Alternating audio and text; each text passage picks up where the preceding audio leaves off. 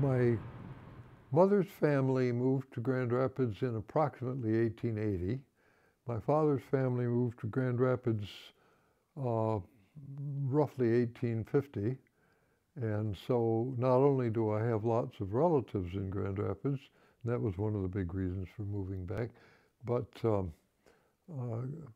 the history of Grand Rapids and the history of my family are very much intertwined.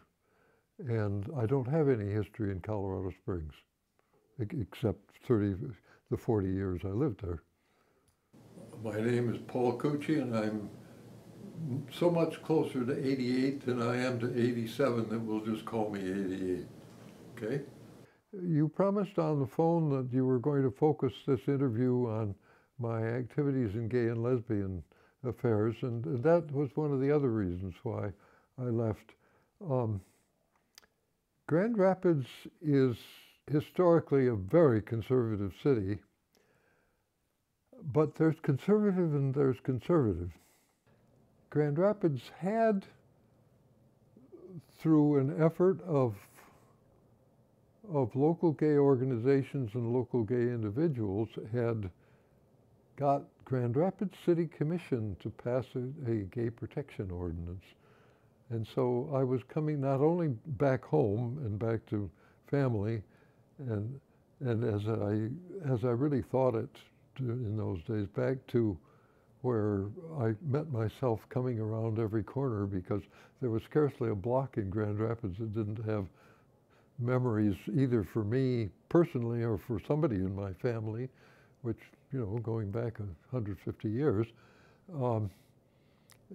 But also because Grand Rapids was becoming a relatively tolerant city, and indeed it is becoming more so as time goes on.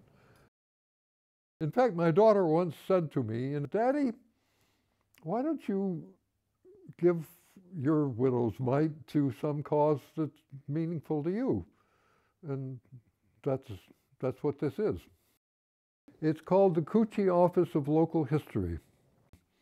We are trying to make it easier to facilitate the writing of history of local groups. What we're doing is supporting them, not supplanting them.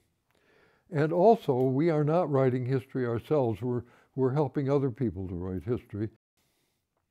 I think I can say flatly that if I weren't gay myself, I wouldn't have done any of this stuff.